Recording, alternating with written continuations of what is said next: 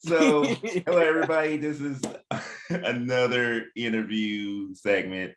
I'm Terry Jenkins. I am the owner of Terry Jenkins LLC and the writer and creator of Favorite of Athena. And this is my interview segment where I interview other comic creators who are creating their own projects. And with me tonight is David.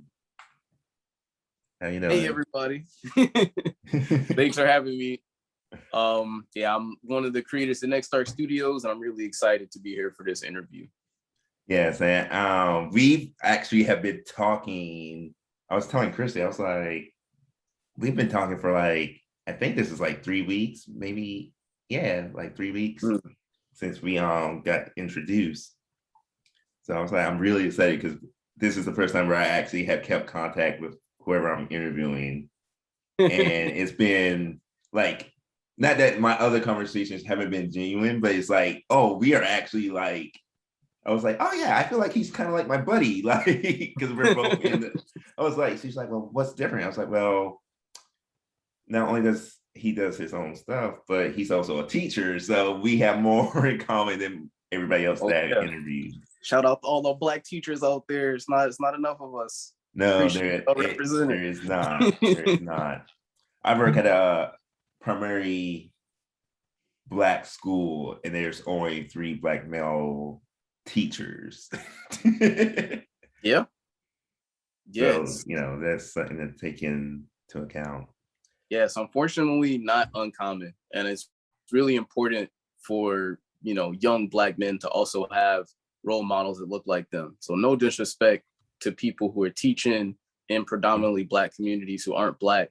But I remember the first time I had a Black male teacher, and it was super inspiring. He actually now is one of the superintendents of all the schools in Texas. So he was, wow. He was a master at his craft. And yeah, so just a shout out to that. Right. Well, you know, and not just Black males, like just like I always tell people, like, my favorite teacher of all time is Mr. Keith Barnes, and it's only really attributed to the fact that he was my first male teacher. You know what I mean? So he always sticks out. Absolutely. And yeah, when you shout out Mr. Pruitt, if you watch this, know I love and appreciate you. Yeah, man, that's awesome. That's awesome. But yeah, so that's one of the reasons why I'm definitely excited to really get to talk to you face to face. You know, so let's get into it. So what are you working on now? So the primary project we're working on now is a card game we've been developing over the past 2 years. It's called Jonken Jutsu, which is a ninja rock, paper, scissors battle card game. So we actually just ordered our first printed sets, so our test sets a couple days ago. It was gonna take a little while for it to get shipped here, but we're super excited about that. We've been building a community behind it. Really confident in the game. So that's really been the main project in terms of my team, Next Arc Studio, we've been working on. Okay.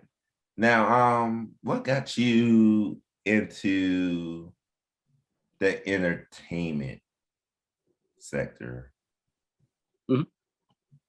So, I mean, when I was really young, I was 10, I started playing the clarinet, and that really got me in sort of the entertainment space in terms of doing music. So I played in jazz bands and symphonies, orchestras, you know, African drumming groups, a lot of different, you know, groups. I picked up other instruments like piano. So just through my experience working with music for so much, that was a big influence. Also used to draw a lot when I was younger. I studied animation for a few years. I ended up going more into the music than in the animation side, but just like exploring these different creative outlets. Another one of my friends, Jeremy Joannis, we used to make comics together when we were in 7th and 8th grade.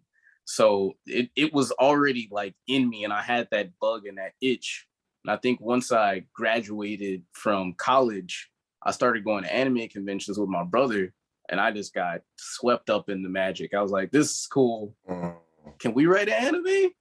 Maybe. And, you know, from there, that was history. And then we really got into writing stories and just doing, whatever we could for the community, not just for the stories we were creating, but really make a way for other people and really be a support to the indie community, because this is tough and it's a lot easier when we're working together rather than competing with each other. Right. Yeah, it's funny that you say that about anime conventions, because I remember like growing up, I've always been like the comic book nerd.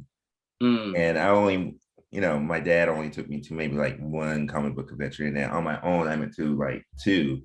But I remember when I went to my first anime convention, it was like a totally different atmosphere where I felt like, man, I want to create, I already have my projects.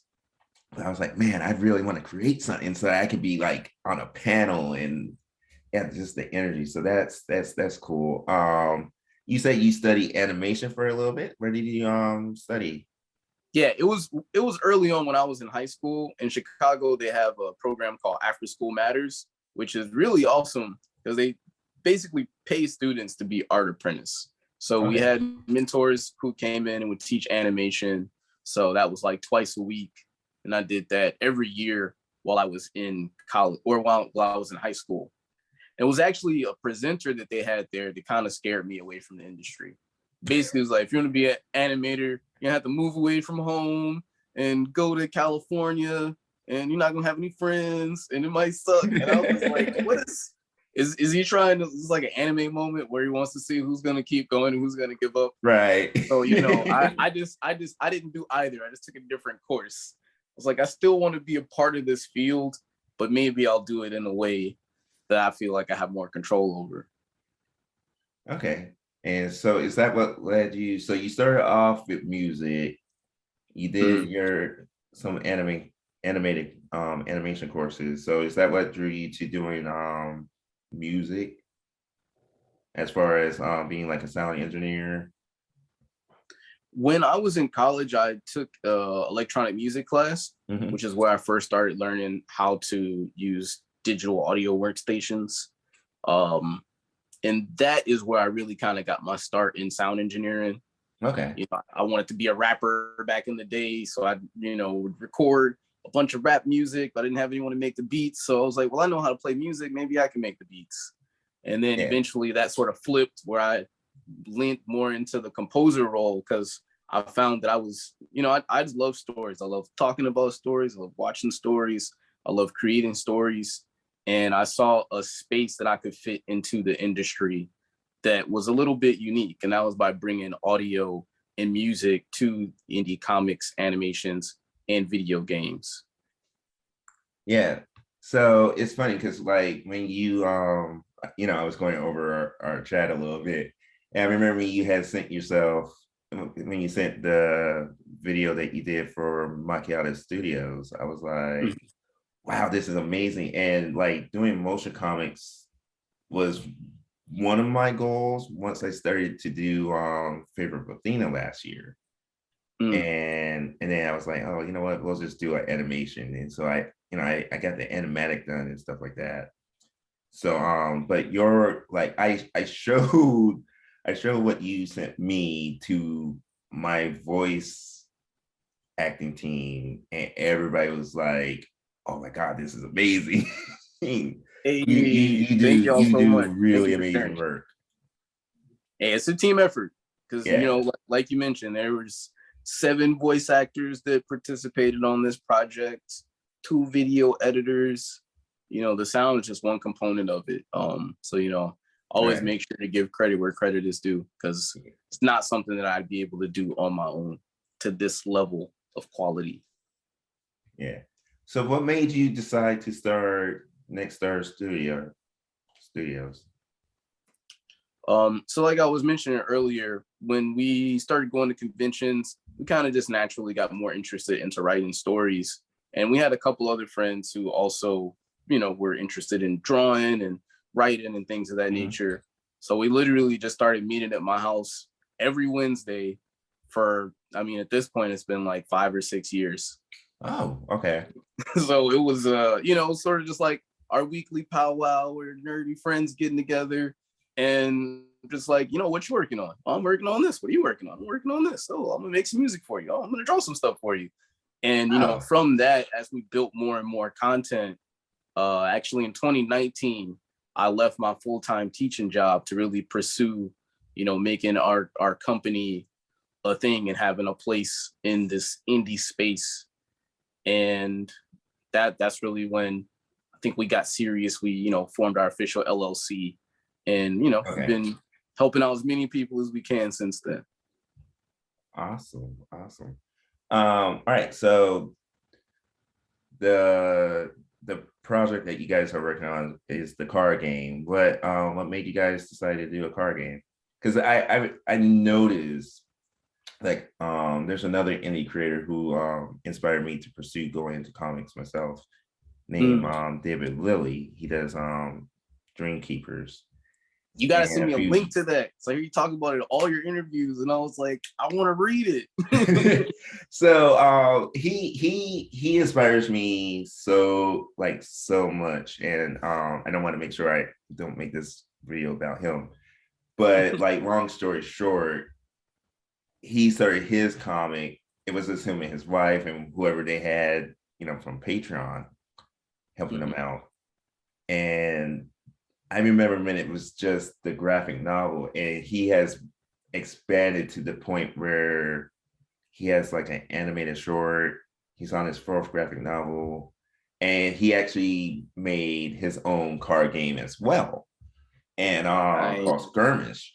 And I realized like there's another indie creator, Dwayne, who I write one of his comic books for his company, but his company is based off card games that he makes. And I realized it seems like the card game is making like a comeback, at least on the indie scene, which is cool. So what made you guys decide to go that route? Yeah, for sure. I mean, card games are hot right now. You've been on Kickstarter. There have been multiple card game campaigns that raised over 100K. So, I'm hoping that it's not overhyped and it ruins when we actually want to go and launch ours. But card games are my favorite type of game next to fighting games. So I played a ton of Yu-Gi-Oh growing up. Okay. I love spades. I used to do magic tricks, so I was like a card shark back in the day. Oh, so Anything you're learned just about dealing with the gambling, huh? cards, figuring out the probabilities. I Gotcha. was I was hyped for it. So card games are just something that I naturally enjoyed, just the strategy Hmm. and the planning behind it. It also was one of the big things that kind of got me out of my shell. Ironically enough, a lot of the friends that I met in high school, who I still, talk to this day, who've all played the game, the game that we made. That was really the first time I felt like a sense of community, like I was around people that genuinely cared about me. And, even though it's just a game, we're still pushing each other to be the best that we can. We're helping each other out. And yeah, it was just very inspiring experience. So initially, John Kenjutsu was a live action game. So it wasn't played with cards at all. Oh, We would okay. go to conventions, and we were always looking for other ways to engage with people and have fun things to do outside of just going to panels and buying things from the market. So we would Hmm. literally just make up games, and this was one of the games that we made up. So we'd go around the convention, and we're playing it.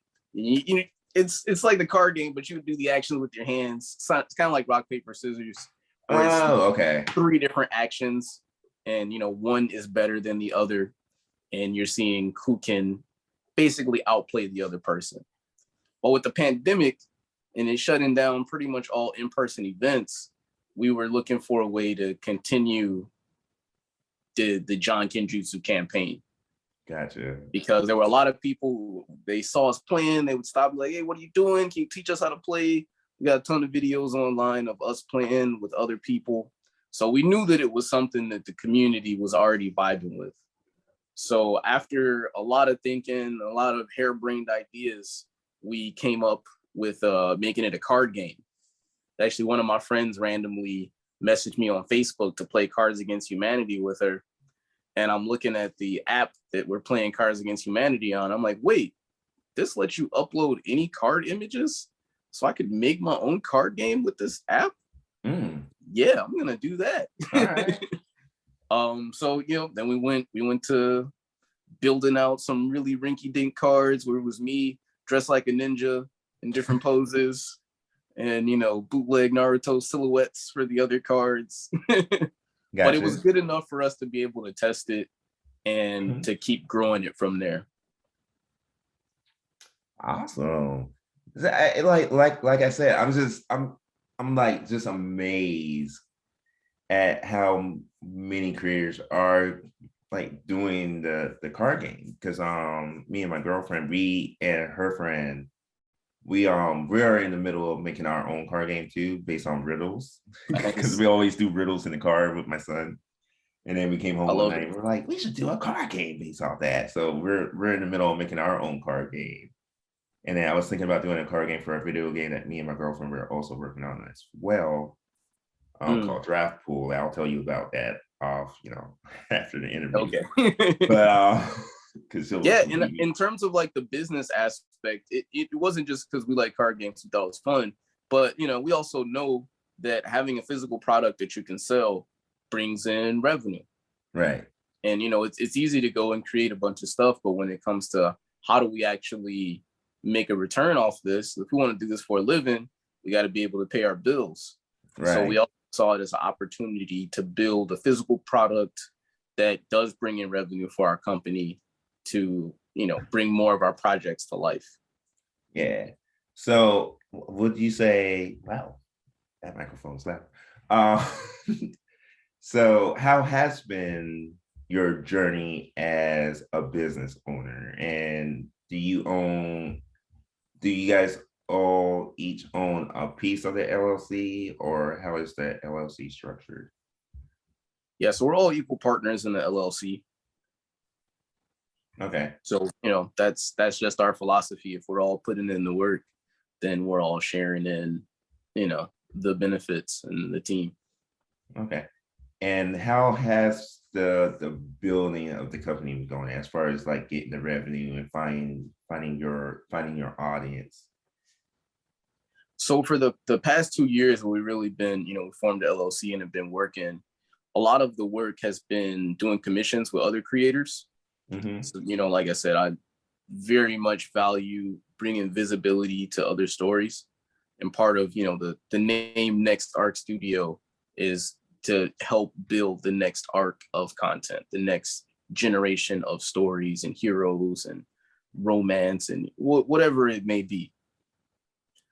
So I would go into different comic book groups, and if I saw a comic that I liked, the art was cool, I would just ask the creator, "Hey, can I make some musical fan art?" And most of the time, people like, "Yeah, I don't even know what that is, but it sounds kind of cool. Let's see what you got." Ironically, not everyone wanted free music from a fan, but Right. no harm done. Sometimes people don't know who's in their inbox and can feel like someone is trying to get something from them, but that wasn't me. Right. As you can tell from our conversations. Yes. But the people who were gracious enough to let me make musical fan art for them, about 60% of them were so impressed that they actually bought the piece of music to use for marketing. So I've had about 7 or 8 tracks featured in Kickstarter campaigns, all successfully funded. Not saying that my music is going to get your campaign funded, but it does add Right. another level of legitimacy, and it can Yes. really set you apart. So Yeah. at this point, I've done 60 original themes for different indie comics, animations, and video games. So I don't know if there's someone else out there who's done more. Let me know. But I've been working hard. I hear you. um, so that's really kind of how we got into the space and was able to meet a lot of different, hundreds of different comic creators and just find other ways to connect with them. Since our team really specializes in audio and video, we Mm-hmm. saw that also as an opportunity to bring that to the indie scene. It's one of the hardest things is getting people just to read your comic. Uh, Yes. and it's no secret that video marketing is, super powerful in this digital age. So we're like, if we can take these stories and put video and audio to them, then maybe we can help more people get their story seen. And I'm sure everybody who you have helped has really appreciated that. Because like that's one of the things that I realized as I set out to do Favorite Athena. I was like, oh, I need to have like some kind of audio visual component. And like our podcast, like doing the table reads was like Mm. a happy mistake. It was a happy mistake. I never went into doing the comic. The end goal for the past decade has always been to get it turned into something. Like I want to flip the Mhm. comic or the novel into an anime or into a live action movie. And so when I started doing the comic book last year, one of the things that I tried to do as a screenwriter is find people so that I can actually hear the dialogue. Mhm. And so my cousin and my girlfriend and one of my friends, we all got together and we started doing it. And then I started asking other people to join. And then it just became like everybody really enjoyed it, right? So it was Yeah. like it became like a weekly thing, like, hey, let's read the next scene, let's do the next scene. And now we're at the point where a lot of people do seem to turn into our table reads. And so now, I'm trying to turn it into a more of a podcast focused project while I still work on the comic book. So I know that a lot of comic creators really do appreciate what you and your team are doing because that's like a huge piece of marketing these days. Like I know the things that I gravitate towards are usually have some kind of audio visual component in addition to Mhm. the comic book pages. So I think you guys are, I think you guys are hitting the nail on the head. Yeah, Like I said, the digital media space is noisy. There's a lot of things out there, and if you have a really high quality piece of content, it can really help shine through. So, I mean, marketing is really more about how many different ways can I show this to someone, because them seeing it in one way might not be the thing that makes them want to engage with it. Like when I think about comics or stories or animes that I've watched, what made me want to watch it? I usually had to hear about it 3 or 4 different ways. Like maybe someone told me, I saw a mm-hmm. trailer online, Twitter post pops up.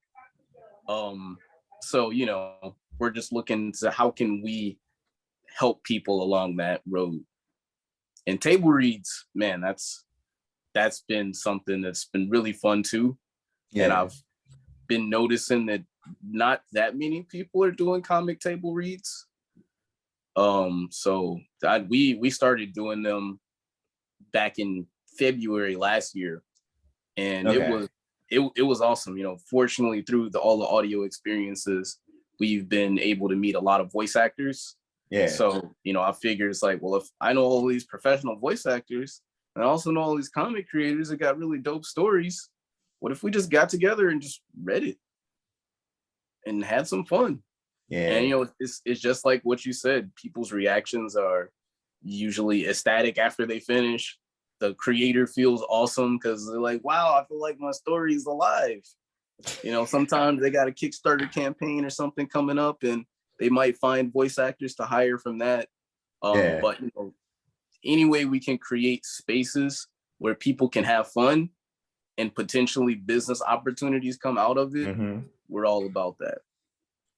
Yeah, so like my one of my team members is my cousin, and she's an actress, and one of the things that drew her to my project was A, she wanted to help me, but B, she was looking for an avenue into being a voiceover artist. So she saw Mhm. this as a good way to build, her portfolio and everything. And I was like, oh, all right, that's cool. And, and even though that was cool for me at the time, I was still thinking like, I just need to make sure that my dialogue is right. But then Mhm. when I started looking for more help, I think I was in the Black Comics Creator Group, and that's where one of my team members, Teron, he was like, "Oh, Okay. can I join? I'm looking to become." So a lot of my team members are looking to become voice over artists, and that's how they see my project. And it's really cool to be able to provide that to people. And so I definitely hear where you're coming from. Like being able to give people that, ooh, I can pursue this is a really awesome feeling. And like you said, and then as the creator, it makes me feel good because everybody's like really into my story. Yeah, And it helps me become a better runner absolutely. too, because now I get to hear my story out loud. For sure. So So yeah, and even more amazing when business opportunities come out of it. I know the last table read we had was, it was a lot more successful than I thought it was going to be. So we had 19 people join. So that was awesome. yeah, But that from the that last that, ones, that yeah, when you told me that, I was like, man, I'm still struggling to get to fill out my main cast. I was in tears. I was like, oh my God, this many people came to just read some stories on a Thursday night. That's crazy. Yeah, But definitely man, that. I will say out of all creators that I've met, voice acting community in general has been the most loving place to be. Like they look at all your stuff, they like genuinely talk to you, and I'm like, Yeah, I love voice actors. Y'all are awesome. And all the people who participated in the past, voice acting have been booked for, voice acting gigs from people that they've either met there or other people that heard their work from things that we've done. And it's like, how much for to have them, read my story, which makes me even more excited because there's a lot of times where I see people in groups and like, hey, who wants to collaborate? And it can feel like, okay, if I'm doing all of these things for free and I'm putting my time and energy into it, am I ever going to get something out of it? So whenever there's an actual return there, it just, validates what we're doing even more. yeah. All right. So let's talk about your process, your creative process. So can you take us through that? Man, it really depends on which On the project. project. Yeah. So, I mean, are we talking music? Are we talking story writing? Are we So talking let's talk comics? motion comics. Like Okay. take us through that. So with the motion comic, I mean, first off, you gotta read it. It's crazy to see people like agree to do work and not even read the source material that they're gonna be working on. Mhm. So it's really important to me to be able to go through it and have a good understanding of what's going on in the story, being able to ask the creator if there are any questions, because the clearer vision that you have going into creating the motion comic, the better you'll be able to represent what the story is supposed to be about. So it's more than just, putting up a page and then panning across it with somebody reading the different speech bubbles. So Right. we take a very particular approach when it comes to that. Like, how do we use pages from the panel to compose a shot that feels more like an episode of a show that we're watching rather than just comic panels that are popping up? You know what I mean? Yeah. So, and a lot of times you watch anime or animated things, there's a lot of still frames. There's a lot of just, all right, we're going to look at this part of the panel. We're going to look at this part. It's so they're really selective about where they use the animation. So we kind of use some of those tricks to bring more of a show kind of feel. So people can kind of strip away the idea that they're just looking at a comic book, but really feel more immersed like they're looking at the TV show. Right. And And then yeah, like I how? said, it's a team process. Yes. So it's not just me working on it. We usually have with 3 other people where they're chopping up the panels and then send it to rough video editor, my brother John. So Imani and Deontay, they usually, can cut the images together. I mean, Mhm. chopping up the panels is probably the easiest part. But we could chop that together, send it to my brother John, who does a lot of the rough editing. Our other video editor, Davon, does a lot of like the final edits. It's probably our most experienced video editor. And Imani's also really good at doing like VFX. So it's a blessing to have other people who are super artistically creative who Yeah. can take the helm on that. We always take notes of our process. And if there's an issue that comes up, we look back and like, okay, how can we improve this? So the next time we do a motion comic, it's a smoother process. So as for me, I do most of the work with, vocal casting and directing. I'm talking to people all the time. So it's been fortunate to meet a lot of really talented voice actors.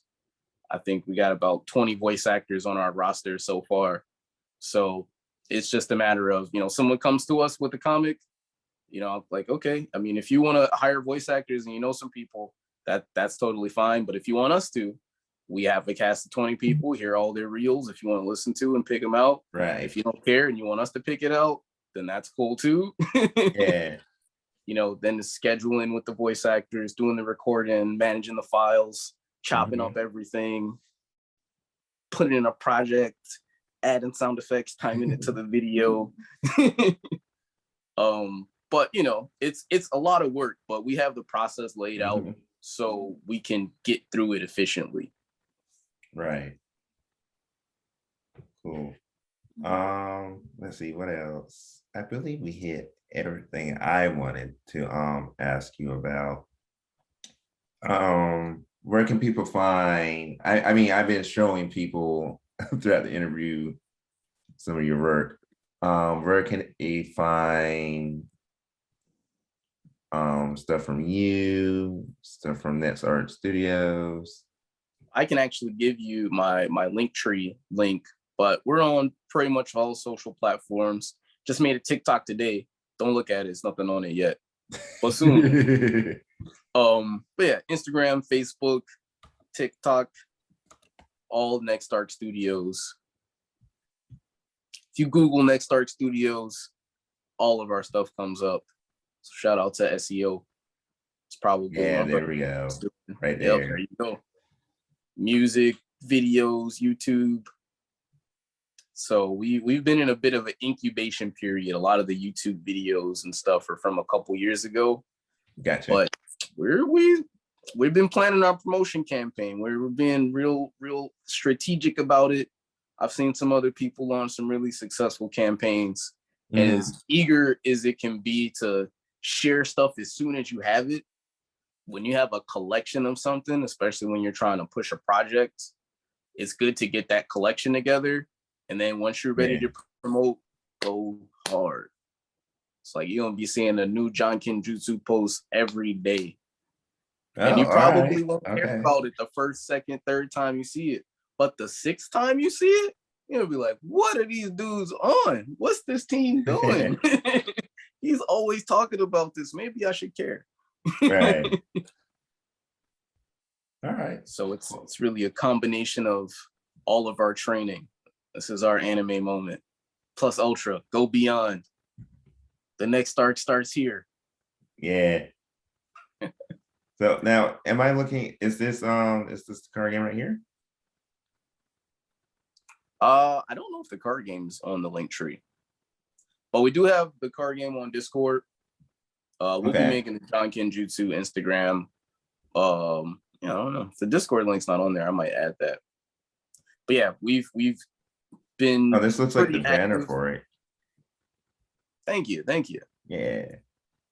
The artist that did most of the art for John Kenjutsu is Menes Sales, amazing artist from Spain, super chill dude. I would highly recommend anybody to work with him. Also, shout out to Jordan Miller, amazing game developer and graphic designer. He did the graphic design and iconography for the Jutsus. My friend Jill Draco is one of the co-founders at Oneshi Press. He helped us out with the base actions. So it was a team effort. There's people from all different countries and colors and shapes and sizes, which is, was what we're about. That's awesome. It's good to have a team where you guys really support each other. One of my mantras is together everyone achieves more team. So it's really cool to see that you guys have come together and you guys are uplifting one another, and not just to help yourselves, but to help others. You know what I mean? So that's one of the things that drew me to you as our friendship continues to grow. I'm like, oh, appreciate you. So I appreciate you. Yeah, like I said, we get much further when we work together than when we're competing against each other. I know Right. sometimes that's motivation for people. I want to make the best comic. I want to sell the most copies. Hey, more power to you. But I would rather find how can everyone do better? How can we all help? And you can't do things for other people, but you can always be kind. You can always be supportive. You can always be the person that helps other people, climb as you're, on the road to your own success rather than being a deterrent like that person who was talking to me about animation.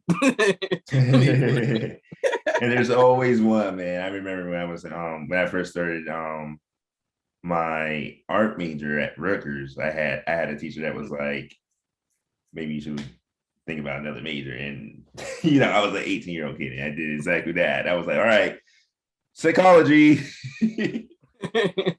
Hey, So but in yeah, hindsight, man. even those people can be important in our lives because they can teach us that sometimes people are going to try to distract you from what you think you should do. I remember 10 years ago when I was making music, I would share it with people and like, it's pretty good. You're good at rapping, but maybe you want to hire a sound engineer to actually mix your music together so it sounds better. It's going to take you like 10 years to become a good sound engineer. And I heard that and I was like, bet. And 10 years later, here I am. Yep. I haven't heard that comment in a while. Yeah. It's the journey. Like, do you ever like sit back and think about your journey? Like, especially because you say it's been like over a decade, right? Yeah. Man, I remember when I wrote Favor of Athena back when it was Scarlet Knights, and I put my miniseries, the script, up on digital webbing. And I remember Mm. people were like, I'm not reading this because it's not formatted correctly. I'm not reading this because it sucks. And I was like, oh, maybe I don't have a career in this. Now here I am,